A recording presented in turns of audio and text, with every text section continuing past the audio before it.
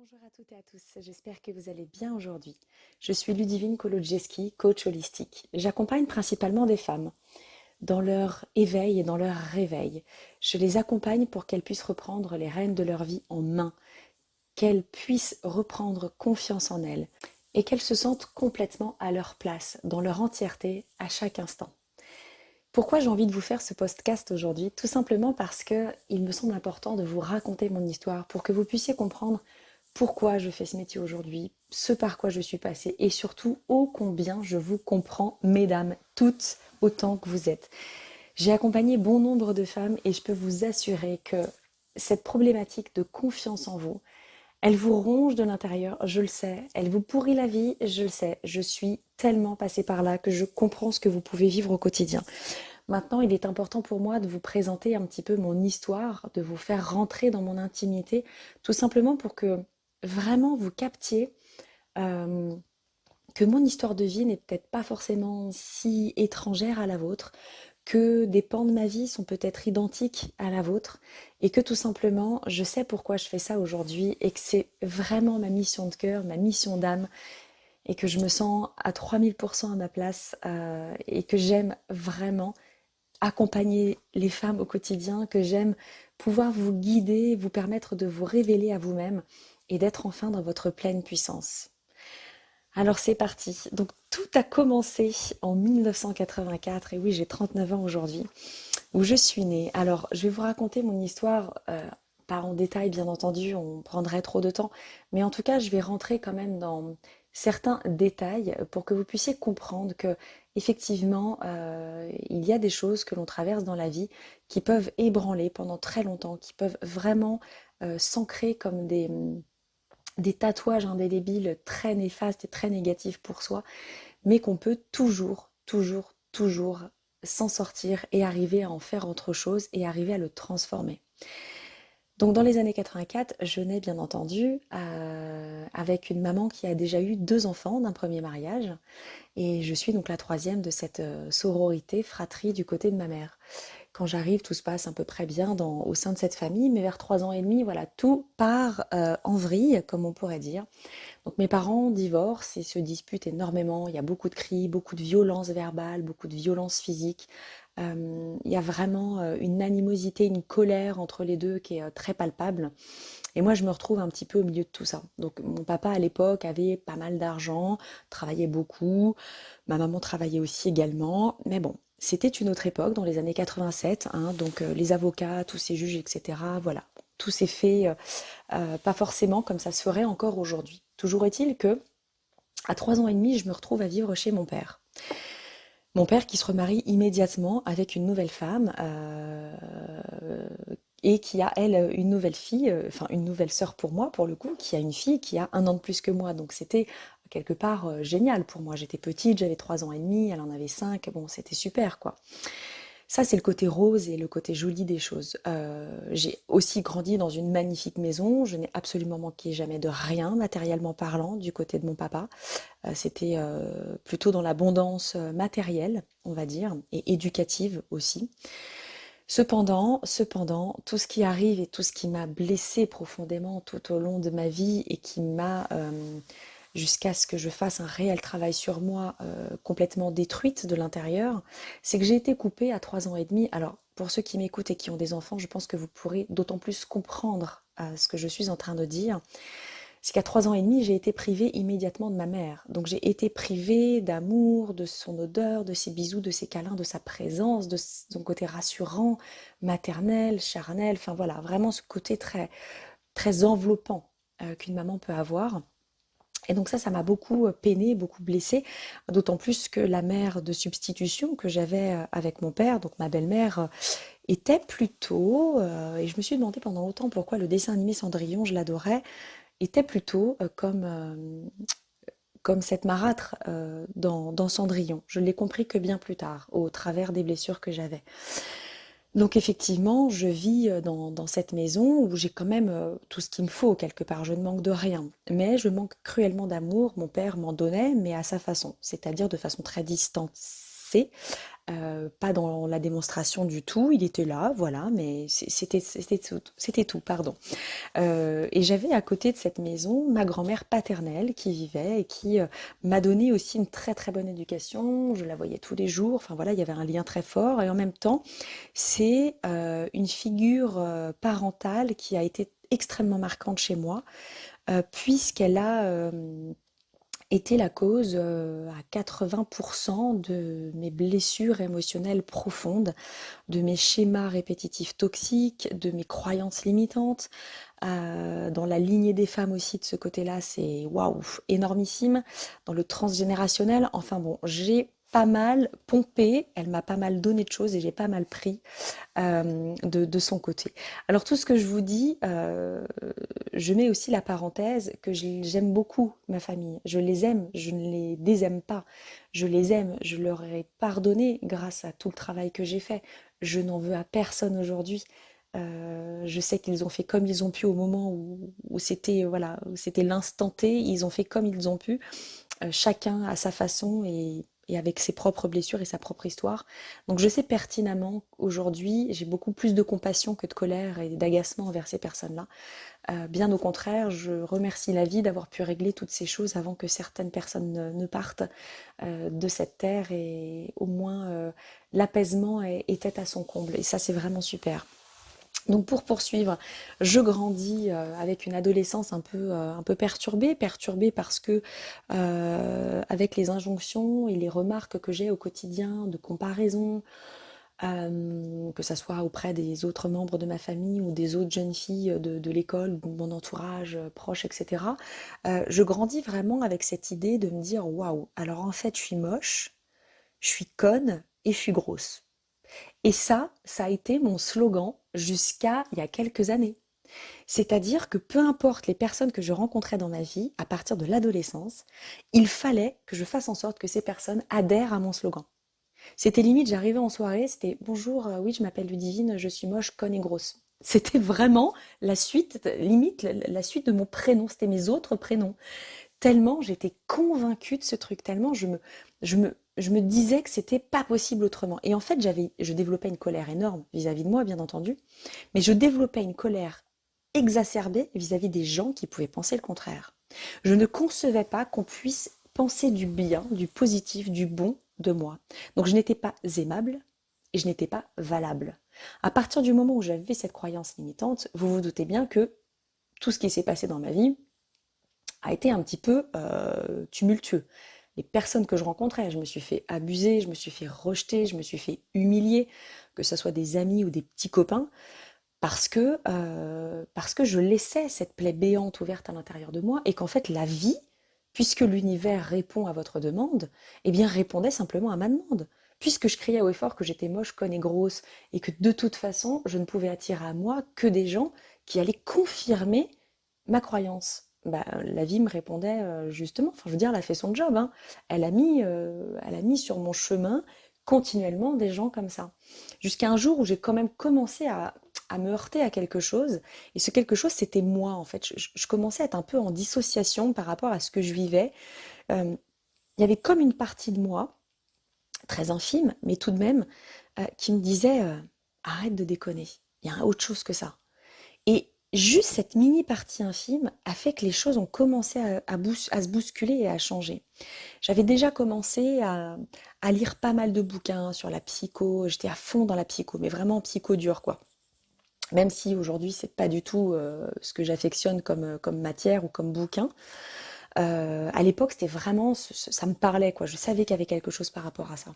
Et puis de fil en aiguille, je rencontre par le biais de mon meilleur ami, son meilleur ami, qui du coup, bah, voilà, on se présente tous les deux et puis ça matche bien quoi. Ça matche bien, donc on commence à créer un petit bout d'histoire tout en sachant que moi, je ne voulais pas de lendemain, ça ne m'intéressait pas. Je ne savais pas faire. Et de toute façon, puisque je n'étais pas aimable ni valable, il n'y avait aucun intérêt. Il s'avère que cet homme, qui est toujours mon mari aujourd'hui, mon meilleur ami, mon confident, mon conjoint, ma moitié, mon autre, c'est voilà, c'est vraiment un homme merveilleux, avec qui j'ai eu 2 filles d'ailleurs, m'a bousculé à l'époque, et ça fait 17 ans, il m'a bousculé pour me dire, écoute, c'est soit on avance ensemble, et je m'en fous de tes blessures, tes machins, tes trucs, je suis là, et je serai à tes côtés si tu as besoin d'avancer, il n'y a pas de problème. Bah, soit tu restes toute seule, quoi. Tu fais comme tu veux.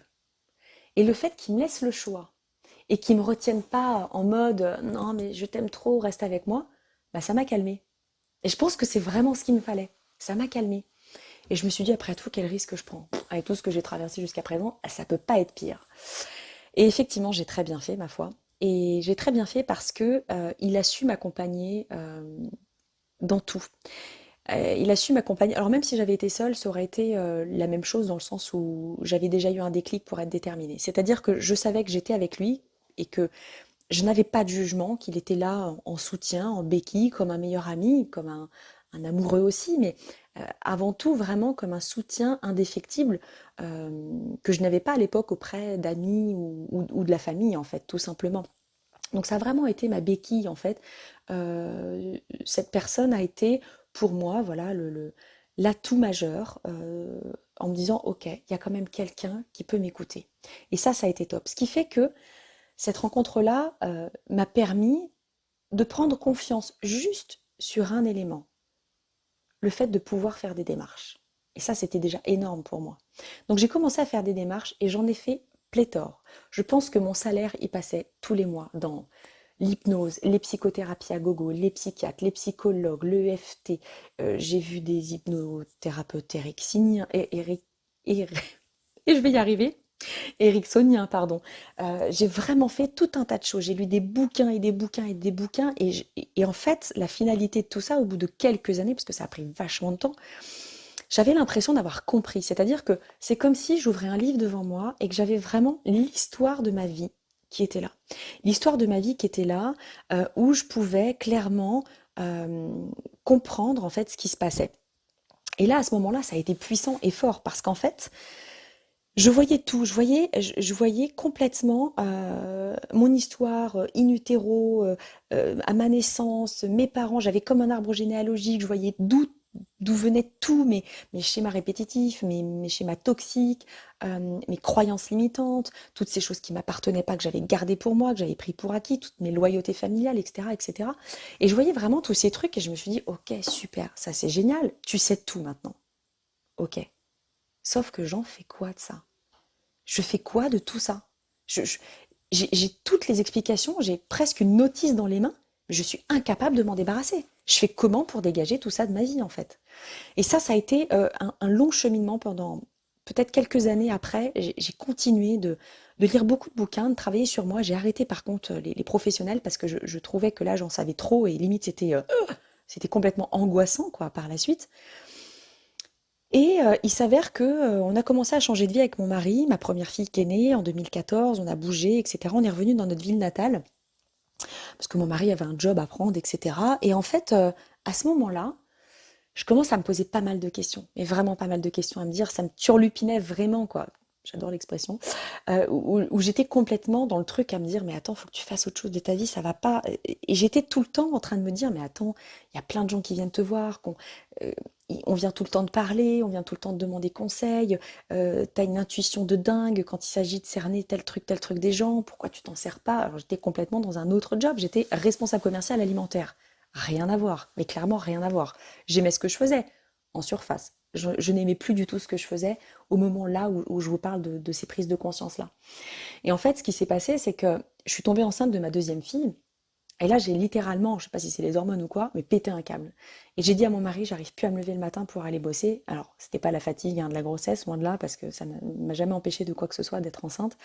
Mais c'était plutôt vraiment psychologique et émotionnel. Je ne trouvais plus aucun sens à mon job. Et je périssais, en fait. Franchement, c'était une catastrophe. J'étais mais au plus mal de ma vie.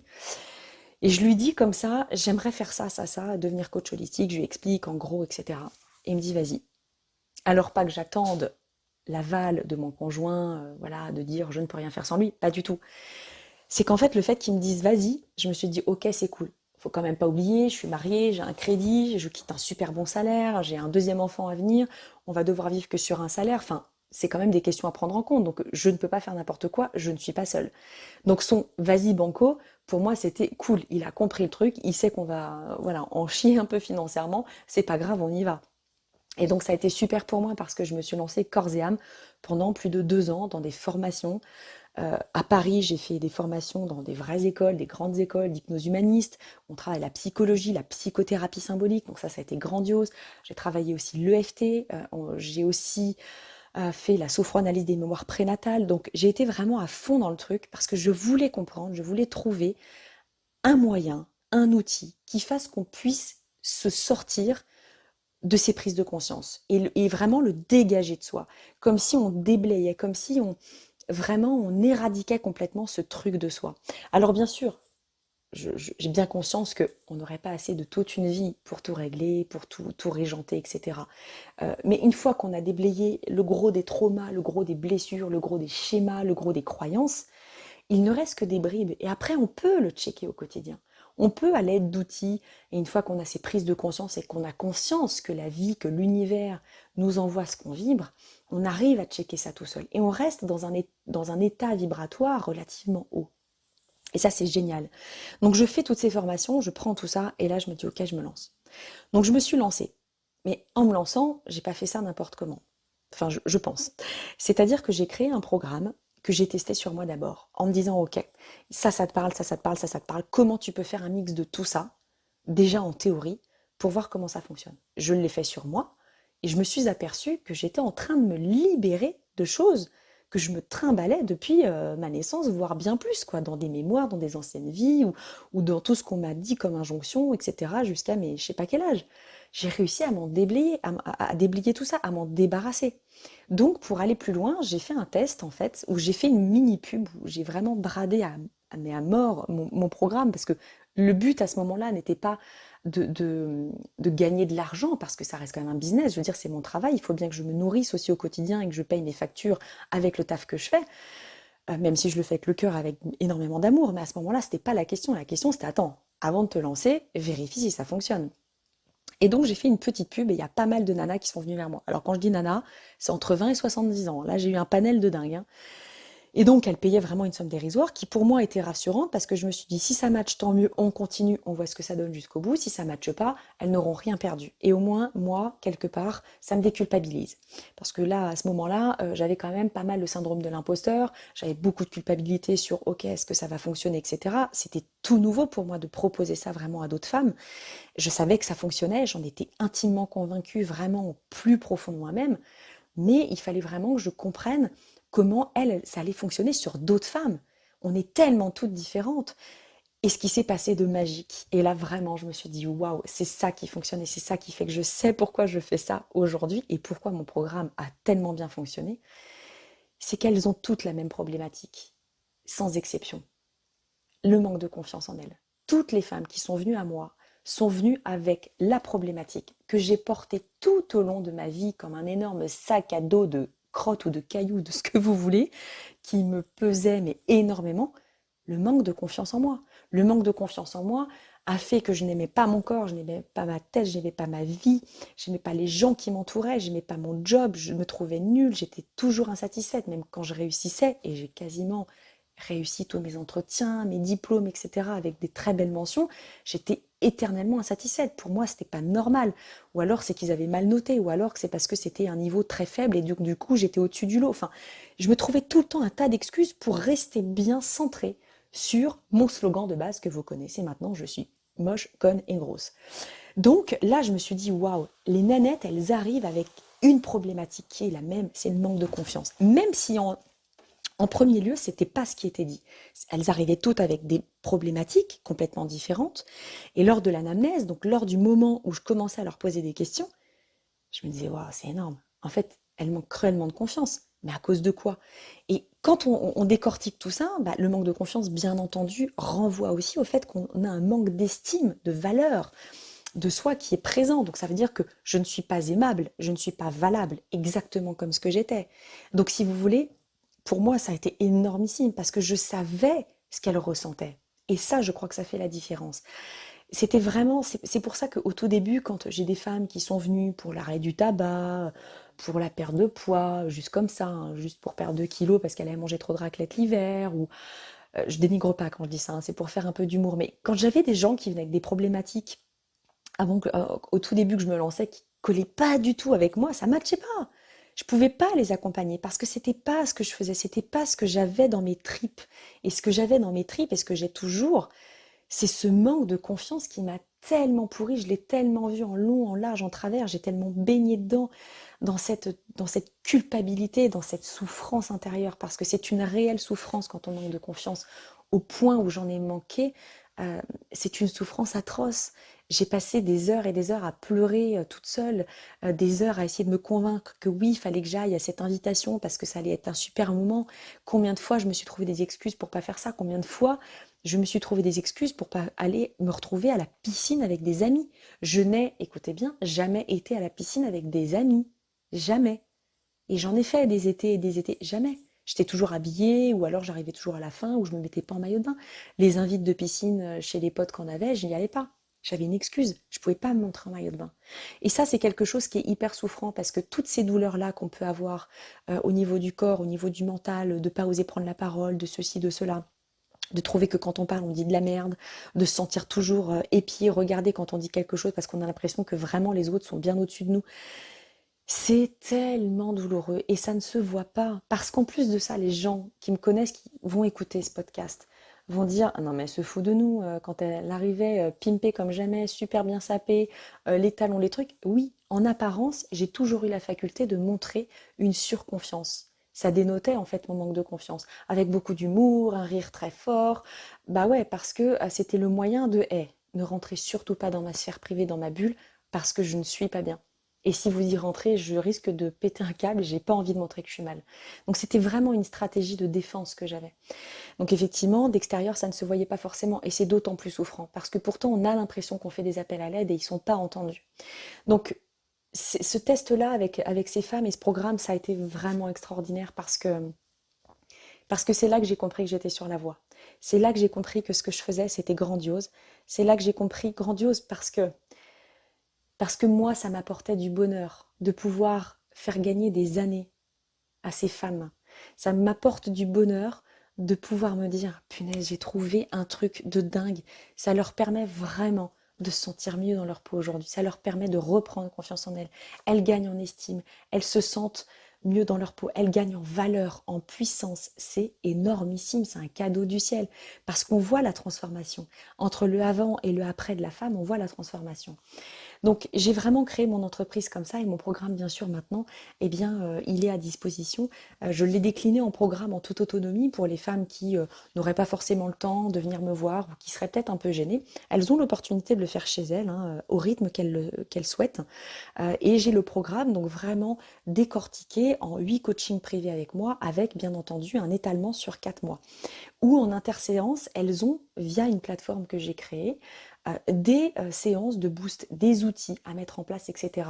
Et donc ça permet vraiment d'avoir un travail profond et puissant parce que on n'est pas seul en interséance. On se dit pas, punaise, faut que j'attende dans 15 jours ma séance, qu'est-ce que, oh, là ça va pas du tout. Non, non, vous avez possibilité de continuer d'avancer. Donc ça veut dire que vous êtes tellement focus que ça va bien plus vite.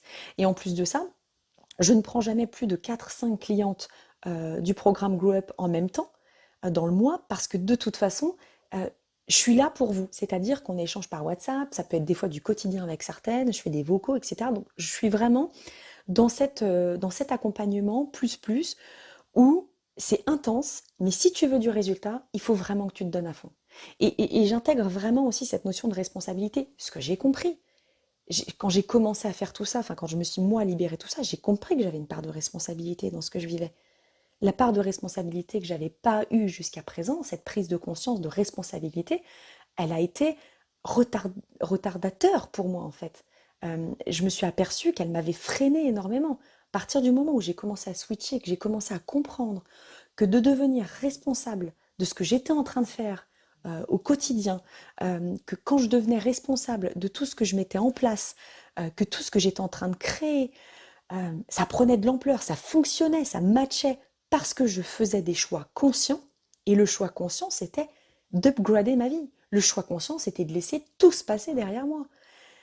En gardant bien sûr les choses qui sont à garder, de ma famille, de l'amour, des souvenirs qui étaient bons, et ne pas non plus occulter et oublier ce qui n'avait pas été bon, parce que ça aussi, ça faisait partie de ma construction, mais je n'en veux plus dans mon présent. C'est-à-dire que là, j'ouvre autre chose, j'ouvre un champ des possibles complètement différent. Et quand je vois les femmes que j'accompagne qui sont en train de switcher en milieu de programme sur cette ouverture beaucoup plus spacieuse et grande, bah, c'est magnifique, parce qu'elles se rendent compte, et moi je me rends compte, et donc je leur fais part de ça, parce que ça se voit dans leur sourire, dans leur voix, dans les actions qu'elles mènent, dans les choix qu'elles font, dans le discours qu'elles tiennent, dans le regard qu'elles ont d'elles-mêmes. Donc il y a vraiment un truc énorme qui est en train d'éclore, et ça pour moi c'est merveilleux et c'est magnifique. Et j'ai une gratitude intense et profonde pour toutes ces femmes que j'accompagne, et qui me le rendent bien avec les résultats qu'elles ont. Donc c'était hyper important pour moi de faire ce podcast pour vous expliquer mon cheminement, mon propre chemin, en vous faisant rentrer un petit peu quand même dans mon intimité quelque part, pour vous expliquer comment j'ai grandi et comment j'ai construit tout ça. Et parce que c'est très important que vous compreniez que vous avez la possibilité, peu importe d'où vous venez, peu importe les situations que vous avez vécues, vous avez la possibilité de changer les choses et de passer un cap. Alors, si vous avez adoré ce podcast, si vous avez aimé ce que je vous ai dit, vous pouvez bien sûr mettre un like, ça me ferait grand plaisir, me mettre un commentaire aussi, avec grande joie. Vous pouvez le partager, le faire écouter à quelqu'un que vous pensez peut-être qui en aurait besoin. Et vraiment, n'hésitez pas, c'est grâce à vous que moi, je continue d'avancer, que je continue d'être reconnue auprès d'autres femmes et que je peux les accompagner et contribuer encore plus. Parce que ma vraie mission de vie, ce qui me prend aux tripes au quotidien, c'est de pouvoir les aider, de pouvoir les accompagner. Et c'est pas, je suis pas sauveur, j'arrive pas comme ça avec ma cape, pas du tout. Les femmes qui ont envie d'avancer, elles sauront me trouver sur mon site internet, sur Instagram. Vous avez tout mon programme de décrit et je serai ravie de vous accompagner. Je vous remercie infiniment et je vous dis à très très bientôt pour un prochain podcast. À bientôt, ciao.